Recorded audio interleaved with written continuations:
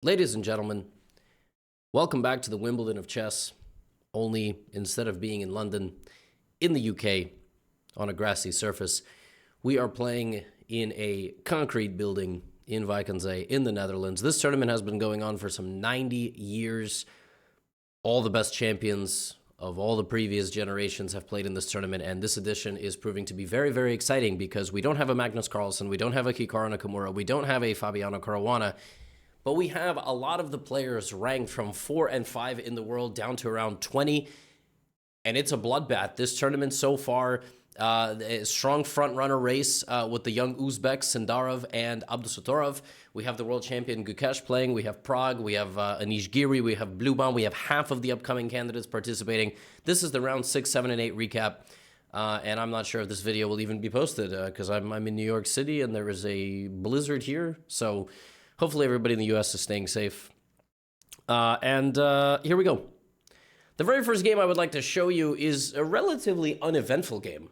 But the last move of this game is really quite shocking. And then I will show you a bunch of other games, storylines. In Vikensee, generally every year, a Prodigy emerges, or 2, or 3, or 4. A legend returns to form, or 2, or 3, or 4. So in this game, Abdusattorov is both a prodigy and a legend. He was the Uzbek #1 forever. Then Sendarov had the best year of his life in 2025. And Abdusattorov kind of like, he didn't make the candidates, which is crazy that it's Sendarov but not him in the candidates. And then he just decided, like, I'm going to lean forward and I'm going to lock in. In this game, Gukesh went into a Spanish. Really, he went into a king's pawn, and then white chooses the Spanish. Bishop e7. And now, rather than choosing one of the lines with rook e1 or d3 or something, bishop c6 is played. It's a rare move. It's not the most popular move. If I have to check the opening database here, I would imagine rook e1, d3, yeah, and bishop c6 is okay. Bishop c6 is, about a 5% or less type of move. You play d3, and you play this type of structure with the exchange in the center of the board. a4, a5, king h1. Sometimes these structures with a bishop taking on c6 can sort of resemble a Sicilian defense, only in those positions the pawn is on c5 because it's already moved there, and, otherwise white's position is kind of similar, and white will play maybe h3, maybe look for f4, maybe d4, maybe put the knight on c4, like a nice little closed maneuvering game. Or knight e2, also possible, and knight to g3. In this game, Nodrbek was doing a lot of stuff with his horses. He repositioned this horse here, then he put this horse on c4 and f5, but Gukesh was playing very, very well, and ultimately black has the bishop pair, and as long as black doesn't get checkmated, I think in the long run, black will have certain advantages. He kept moving forward, Nodrbek. He was trying to find something to do, but really it was Gukesh who was playing very well. Nodrbek sacrificed the pawn. Nodrbek is in a clip recently where he was asked for a hot take about chess, and rather than answering something simple like knights are better than bishops, he said Gukesh will lose his title in his next world championship match. I really do wonder, like, as much as Gukesh is humble and quiet and respectful, like, I really wonder, like, in the locker room equivalent of chess, like, is he sitting there going, I am going to destroy this dude, right? Nodrbek, meanwhile, he's playing like a man who's trying to back up what he said, down a pawn in this position, but still looking for opportunities, wins the pawn back. Now we have a heavy piece endgame with queens and rooks, only we don't even have an opportunity to really get going. Nodrbek goes g4, sacrificing another pawn for en passant, but king g2, looking to move his rook to the h-file and blockade the opponent's pawn. And in this position, he played the move e5. And this position is equal. Rook h6, queen to g4, rook g6. You can play queen h5 here. You can repeat the position. But he goes queen f5. And in this position, white is obviously trying to do a couple things here. You can't quite take on e5 because rook e5 can be a little bit dangerous. It is a very spicy position. Gukesh has 8.5 minutes on the clock. He is not under any sort of time pressure. And he just plays rook g5. He attacked the queen, and he saw that if the pawn takes, the queen takes, and everything is defended. But the rook attacked the queen and stopped guarding the pawn, and queen f6 ends the game on the spot. He just blundered his rook. And he spent 2 minutes and 53 seconds on that move. So basically, if you ever feel bad about your chess, the world champ spent 3 minutes on a move and hung a rook. Never feel bad about your chess, really. This is a shocking mistake. I don't remember the last time Magnus blundered, because when you, I guess Technically, the previous world champion is Ding, but he hasn't played chess in a year, so I'm going to go to Magnus. This type of stuff is so rare. Like, I mean, he had 8 minutes. It wasn't like a 2-second blunder. And you feel for the guy. You know, you feel for the guy. And Nuremberg just gets a point. He gets a point, and he continues to lead the tournament. We will look at another Gukesh game in a little bit. And we will look at yet another Gukesh game in a little bit after that. So, in the meantime, let's go to Yaz Erdogmus, the Turkish 14-year-old who is not rated 2,658. His live rating is like 2690 at this point, which is unbelievable. He's probably going to become the youngest 2,700 ever, breaking the previous record, which is like 15 years old. I think it's held by Firouzja now, or Wei Yi. I think Firouzja beat Wei Yi's record, and Firouzja obviously became the youngest 2,800 ever. So yeah, let's look at this game. E4. We have a 4 knights. The 4 knights is an opening that white plays now if white wants to A, make a draw, B, play something like H3 or A3 or A4, all of these really ridiculous moves, like even D3 nowadays I feel like they can play. Yeah, just play a weird position. So H3, Jordan plays bishop B4, and now bishop D3, and this is the position that white is saying, you know, I would like to play through.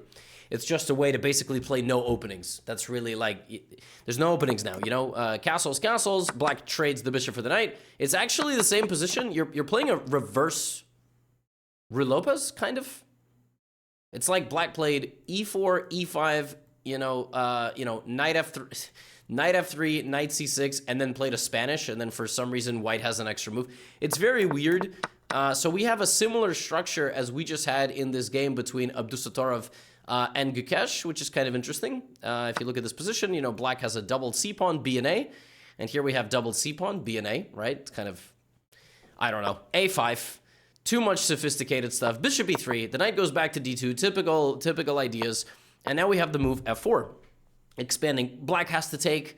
If black gets pushed in with F5, and then, you know, all of this is going to happen, it's very bad. So black now will very easily put a knight on D7 and E5, and I have to tell you, like, this looks really good for black. I mean, I am not intimidated here whatsoever. Now, if I was playing Erdogmus, I would be, but I really like the position. The thing about these games, though, is they are never decided in the first 20 moves. And that is one thing you have to understand about 2,700 level chess. Honestly, that's one thing I have to understand in my classical chess tournaments. Like, you can get a totally reasonable position from the opening, but then you still have to play. There is so much left to be played. Here, black is just better. Jordan has a very good position. The white pawn on E4 is kind of like weak, but opposite colored bishops benefit the attacking player, which is why Erdogmus begins setting up the pieces on the other side of the board and is trying to create some sort of attack. Now, there really is no attack here. Or is there? Uh-oh. Here, Jordan could have probably went king h7 and tried to trade the queen on the g6 square. That always would have been an idea, or at least king h7 to get out of the pin, queen d7. But now there are some tactics, like out of nowhere, and this is where positions can get really stressful for the defending side.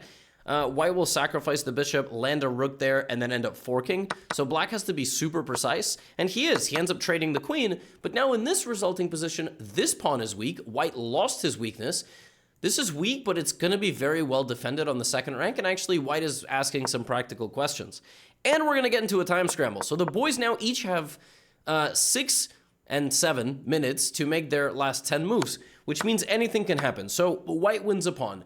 Jordan goes for a counterplay on the second rank. A3 just kicks out the knight. And bishop f2, you can take the pawn on a3, but it's a mistake because the rook activates and either attacks the knight, which was better, or going for d6.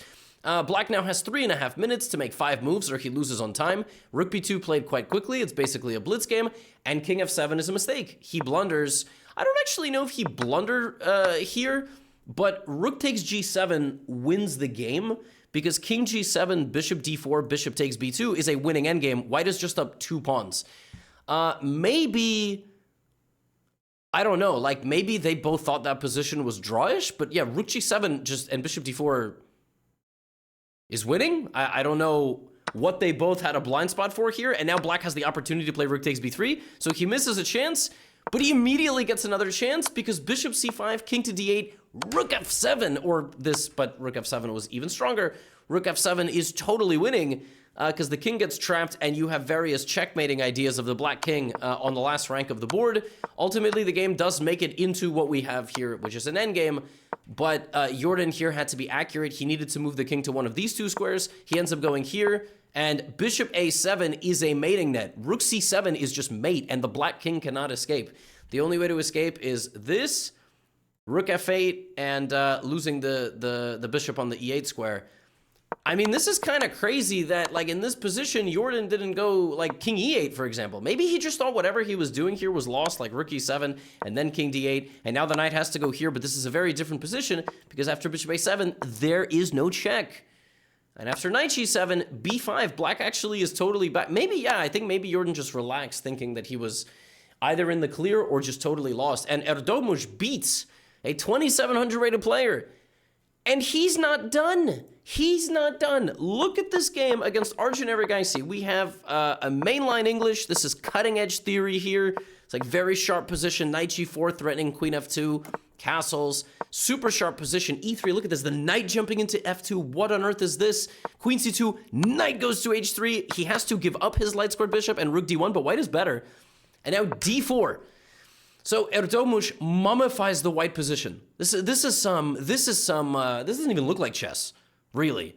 This looks like a battleship, you know, when you've just like been like launching at the other end, you hit, you miss, you hit, you miss.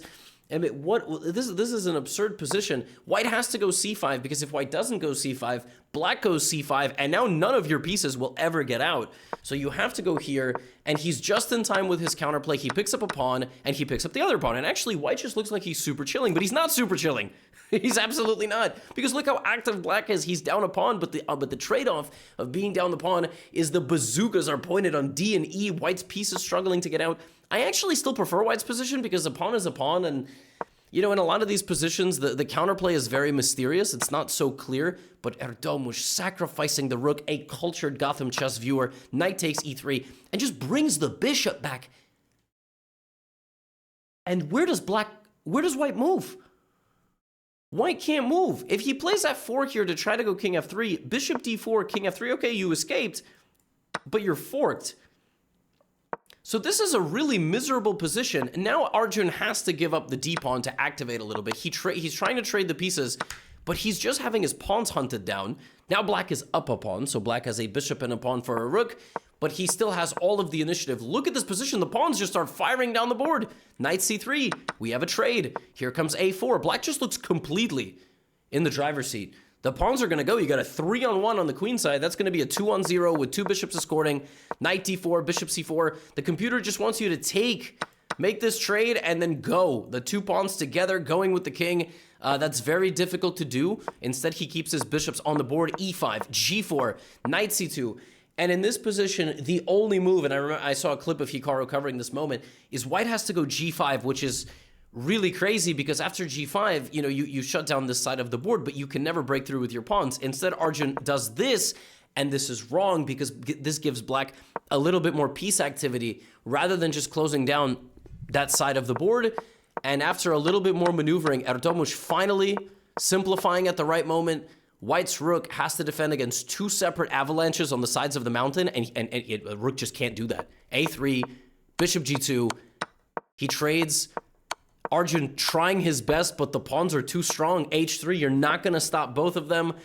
King d3 was not played. h2's a threat. If you play rook h6 here, you stop it, but then bishop e4 in this. Erdogmus goes back-to-back. He beats a 2775 rated player. He's definitely the youngest ever player to beat a 2775 rated player, by the way. Like, I'm sure that record is absolutely set in stone. I'm just going to look this up, what his live rating is. Erdogmus is... he's not 2,700 yet, unofficially, so he's not exactly in the top 40 of the world, but he's right there. His rating is, Erdogmus, he's number 40 in the world, rated 2,683. Number 40 in the world. He's 14 from Turkey. It's just unbelievable stuff. And he's having a great time in the tournament, picking up a couple of wins in a row.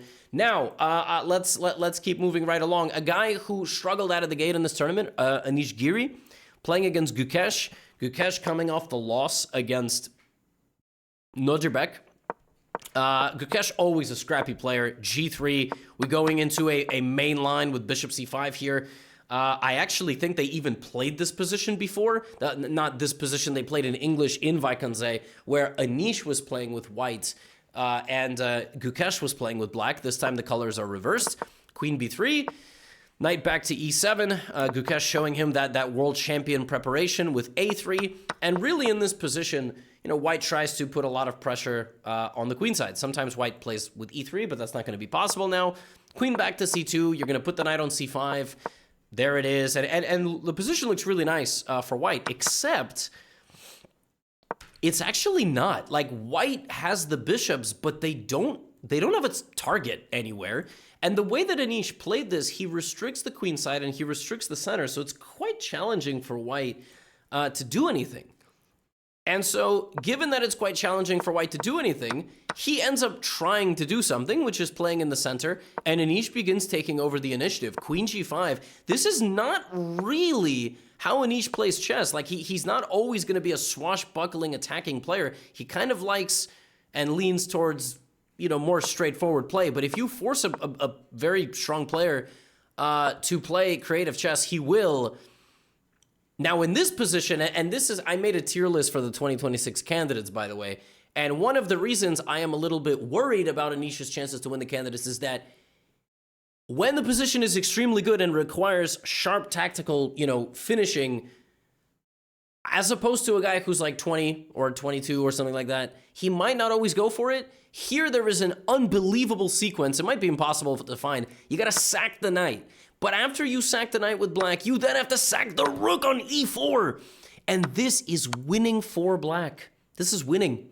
Because after the king goes to h1, the rook goes to d8, attacks the bishop. But it's also about rook here and rook here.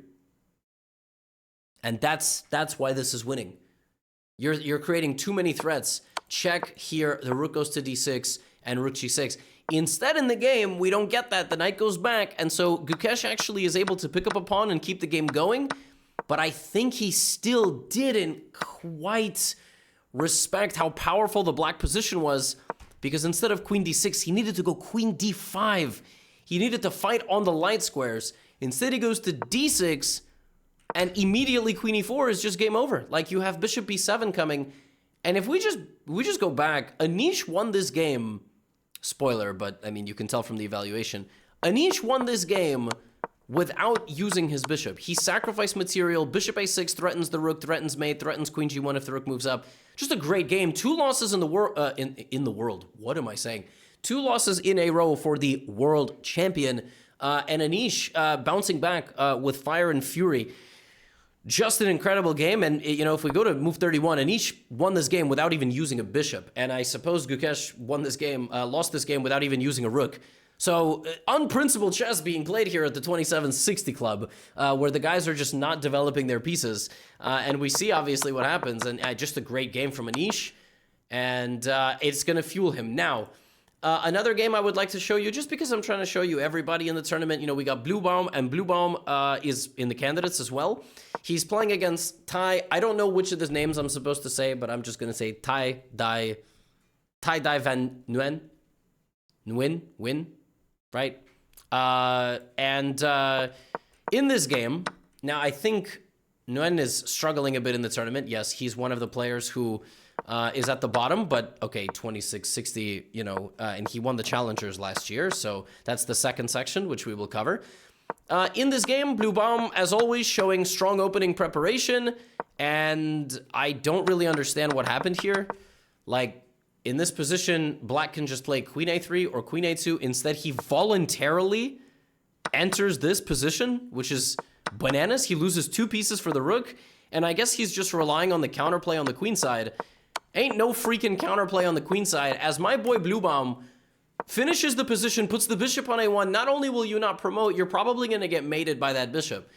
And Bluebaum just beautifully opens up the diagonal, d5, e5. Honestly, this is like a computer game with white.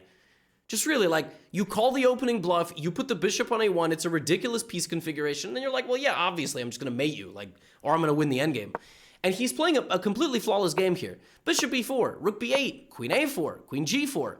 And now white is winning with several moves, But the prettiest move is actually just winning on the spot.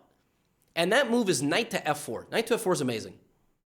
You can't take the bishop, right? Knight f4 threatens to take a full bishop with the knight, and it's actually trapped. The knight also cannot be taken because bishop h7 would win the queen on that square with check. So the only move here to defend the position is rook to b1, trying to go for some counterplay. And here, Bluebaum had several options, but the cleanest is pawn to f3. This very clean move wins because it makes the king a little escape square. And after rook f1, king f1, rook c1, king f2, even if you check me, g3, the game is over. Your queen hangs, your bishop hangs, and even if black plays something like queen h6, well, that's really nice. Then you get mated on the last rank. So everything hangs.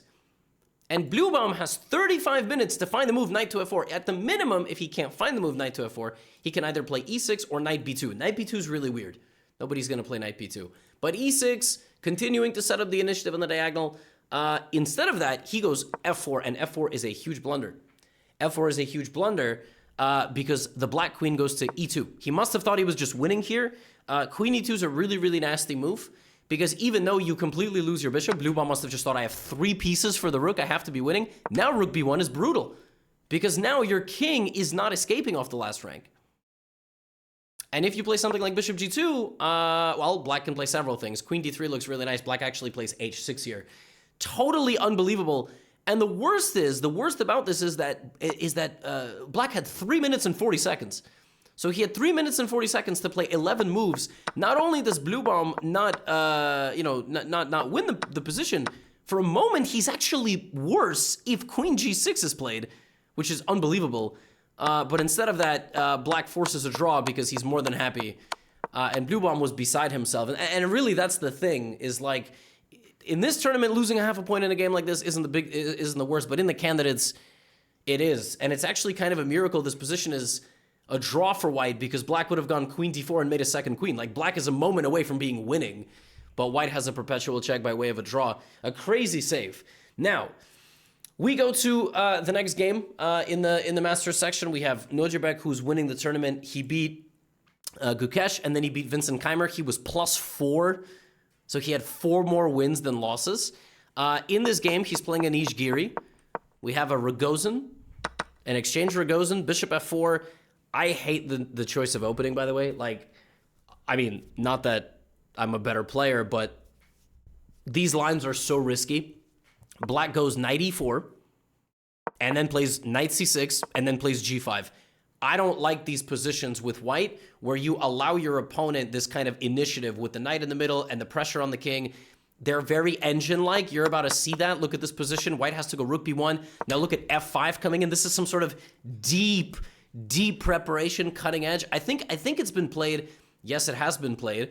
G3, and now bishop d6 is a move that has been played before by several players. In fact, I think there was a game Erdogmus Yesipenko at this very tournament 2 years ago. Knight f3, or maybe that was a different tournament. F4, bishop back to c1, and super sharp stuff. Like, this is what you play to win and to lose. Rook b5, played by Nojibek. All prep, by the way. All prep. Allowing g4. Now the knight goes to h4. Nojibek isn't even thinking. I think he straight up has analyzed all of this before. Knight goes back to e7. Now e3, trying to break apart the pawn in f4. Anish plays c6. Can't be anything wrong with the move c6. Nojibek fires back with rook b2, and f3 closes the king side. What is this? This is backgammon. This is not chess. And the same thing in that game by Erdogmus against Erdogmus. They have these absurd positions that have no structure at all. It's the strangest structure of pawns, the strangest structure of pieces. And then Nojibek here plays queen d3, which is apparently a really bad move. It's apparently not what you're supposed to do here. You're supposed to put the bishop there. He goes queen d3, and then he moves the king out of the middle. This is the way that he's trying to figure out the position. And then he plays hg and bishop to h3 like this. But actually, it's just Anish who gets the queen on the strong diagonal and plays queen g4, and white is just worse. And it never gets any better. Nojibek can't play e4. He can't play c4. He can't play a4. It's clear he went for an extremely crazy structure. But the problem with these extremely crazy structures is that there's no clean way to play them. It's always a risk. And since there is no clear predetermined way to play them and no understanding of the structure previously, well, black just has a very easy understanding. He just controls the pawn breaks, he repositions the knight, and at some point he's going to make a breakthrough because his position is so dominant. And watch, yeah, like Nojibek at some point's like, yo, my position is ass. I got to sack a pawn. And Anish is like, okay, well, now I'm just up multiple pawns. Knight b6, knight a4. What's insane is that there is a moment in this game right here where Anish, up 2 pawns, finds himself in a position with only one winning plan. And the winning plan is rook 7, b5, followed by a5. And white is not able to break through. Rook c1, rook c2. In this position, after king c2, white can equalize almost, which is crazy. White can play a4, force the rook to stand on a5, so that you can't take, because I would go here and you can't take, and the rook is passive. And now you go king to d2. Not king to c3, but king to d2.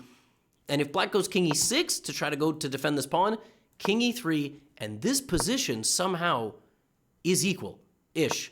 King d7, same problem. You go knight, knight, knight somewhere. Black can't move so easily. Knight f5, you try to move the knight, you're going to lose the pawn on e4 and on f3, and then maybe on h5.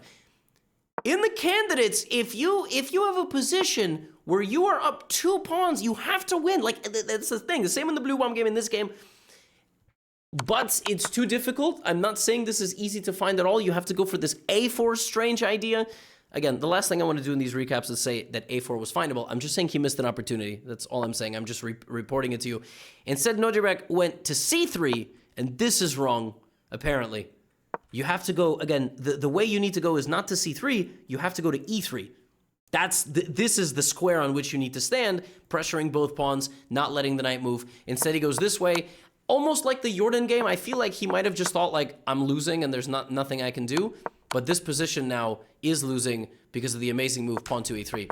I feel like maybe Nojibek thought he got this far and the counterplay was there, but this is very nice. And he doesn't lose the rook, but he can't hang on to everything. Pawn takes, f2 is coming in, you're not going to be able to defend yourself. And Anish Giri securing the passage here. Pawn takes, you would play f2, rook f4, you would queen. And even though the rook would be lost, this is just losing. I mean, you rook f3, rook a1, rook g1. And Anish Giri winning 2 games in a row. It's a long tournament. He lost 2 games in the early going. He just won 2 games. He's now at break even with 4 out of 8. Nojibek loses, and now the tournament is wide open. Hey, speaking of the world champ, 2 losses in a row. Fedoseev, by the way, started the tournament rough, but then won a couple of games. Well, in this game, we got a pretty chill position, I have to say. You know, we got kind of like we got a Nimso, and then it was one of these like positions with a trade in the middle, and then b4 trying to control the play on the queen side. And Fedoseev looked to push e4. That's what you do in these structures, but generally the bishop is on d3. Maybe he'll move it there. Maybe he'll move it there. No, he goes for e4 straight away. And you do not want to get into a calculating battle against Gukesh. He is just too strong. B takes, bishop sacrificed, CD is a problem. It goes from bad to worse. Like I said, Gukesh is a machine calculator. He's down a piece in this position, but he is correctly evaluating that he is still better. H5, the piece is terribly placed here. It's going to have to go to H1. This is a breathtaking game from Gukesh. Like, in this game, Gukesh was a calculated counterpuncher. He understood that with the 2-pawn advantage in the middle, white is going to have serious problems. And even though he's a piece down, he's totally accurately evaluating this, ends up winning the rook, ends up trading off white's pieces, and just an absolute bludgeoning of a game. Rook to b3. If you take queen d3, the king has to go to a dark square, and then the king is forked, and you lose the rook. He goes here, queen b4, just blow after blow to the body, to the Justin Gaethje. I never thought I would compare Gukesh to Justin Gaethje, but that's what I'm comparing him to. Bishop g6, looking for some tricks. Bishop c2, he just resigns. I mean, rook f3 wins everything. Queen c4 wins everything. What a game. And that's what I love about Tata Steel is that, Gukesh just played 4 decisive games in a row. He made 4 draws, and then he was like, you know what? I don't want to go to art school. So then he won, he lost, he won. Again, difficult style to pinpoint. He's in a situation where, as the world champ, he can take more liberties because he's waiting at the end of the road. But yeah, we will check in on the Masters section in a moment here. The standings after 8 rounds of action, it's still the Uzbeks, baby. It's still the Uzbeks, baby. 5.5 and 5. Must have been eating some beautiful plov before the tournament because they are crushing. Now we got the who's who of 4.5s. Erdogmus, Neiman, Jordan. And then we have the 4s. And if any of the 4s get hot, they're in first place pretty soon, right? If they win 2 games in a row. So anything can happen from here on out. Now, we still have a bunch of rounds to go, right? It's a 13-round tournament. There are 14 players. At the bottom, we have Prague here, which is just insane. He's down to 2740. His rating was 2780 not too long ago. And before the recap finishes, if you're still here, I'd like to show you some games from the Challenger section. Of course, the winner of the Challenger section does, in fact, play in the next edition of the Masters. That is what happened with the Czech player, Nguyen. Andy Woodward is playing in this tournament. That's one of the American phenoms, and Carissa Yip, one of the American phenoms. She's trying to become a grandmaster. In this game, we had a Spanish, which is quickly turned into a very spicy position with Black trying to break through on the queen side. Carissa went wrong from the opening, and Black actually got a very nice game with Rook b4. He had a lot of activity. He was pressuring it very nicely, but Carissa was playing super fast, and then she managed to kind of steer the game into... No, not yet. No, she was still under quite a bit of pressure here. Andy Woodward was looking for an opportunity to break through, but she defended very nicely. And by the way, this rook is not hanging. Bishop takes f7 check. Always look for checks. That would win the queen. And then she equalized. And Andy had to win this position. Not easy. Knight versus bishop, completely symmetrical structure. Only he can win it because it does feel like White's king is a little bit weak. And now we have a queen endgame. Now, obviously, it really probably still only Black can win because the white pawn is a little bit weak. But it's still going to be quite difficult. Now, he does win the pawn. White is down a pawn, but is trying to hold the queen endgame. Queen endgames are unbelievably tricky. I could analyze this endgame for like 3 hours. In a nutshell, Black is going to try to move forward and avoid checks. Black is going to try to move forward and avoid checks, so that's why he's going backwards, right? He realized that there's no way to move forward and avoid the checks. Now he's going to try to move forward and avoid checks. That's the only way he's going to win this position. He's going to try to move forward and avoid checks. We are now 80 moves into the game. Queen g7, queen f6, queen d8. With White here, you know you have a draw almost at all times, but you don't want to screw this up. You're going to feel really stupid screwing this up. Oh, goodness. He's going to try to move forward and avoid checks. He's kind of making progress. Now we are 100 moves into the game. He still hasn't exactly found a way to move forward. Okay, he's run to the other side of the board. She's going to keep checking him. Queen c3, queen g7. Okay, Carissa doing her best here. Queen b3, queen e3. We are 115 moves into this game. I'm pretty sure this position has happened already, by the way. Somehow... Oh, and Andy sacrifices a pawn. 120 moves. Queen b1. Queen a2. He picks up this pawn. Now, it's probably still a draw, but obviously it's a little bit spicier now because how do you defend this position with Black? You take this pawn, queen d3 check. Apparently, now you're losing. Now the only move is you have to sack this pawn, which no one's going to do. Carissa gives a check, and now the Black king is going to come forward. And she goes here, and queen d5 is just a check and wins the game because the pawn promotes. Andy, this was just mean. 131 moves to win this endgame. Now, there are other games I'm going to show you did not go 131 moves. We have Marc-André Maurizzi, who is playing against Liu Miaoyi. This is a line with Black that I've played quite a lot. The problem is that everybody knows what to do now. Bishop d3, sharp move. Knight e2, very strange handling of the opening by White, but completely reasonable. Long castle. And g4 just starts an attack. Black looks to trade the bishop. Marc-André is like, maybe it's just Marc. Marc-André says, nope, no trade. d5, close the center. c6, no trade, close the center. Knight to d5. I'm not going to easily trade the pieces. We're going to be attacking here. Knight e8. And then he takes on d5. Black is very close to equalizing the position. Honestly, dare I say she might have equalized the position. All white has is the pawn here and maybe some vague attacking chances. White still wants to put the king on a1 and then probably move the knight in over here and look for something. Otherwise, I'm not really sure what you're going to do here, but that move you should not play. Here, if anything, black should go f6. Black should crack open this position and actually look for counterplay. g6 creates too many weaknesses. And probably black thought like it doesn't particularly matter here, but this is a very nice move. And the thing about b3 is you get the king off the c-file and then the attack resumes. And with the new weaknesses, it's honestly just a matter of time. And Marc-Andrea here, well, he shows b4, queen a6. He takes the pawn, rook e7, and it's, well, he wins the knight. He could have also played queen e5, which would have won even more viciously. But he's up a knight, he goes back, and he goes back, and he's just winning. Black only has 3 seconds here.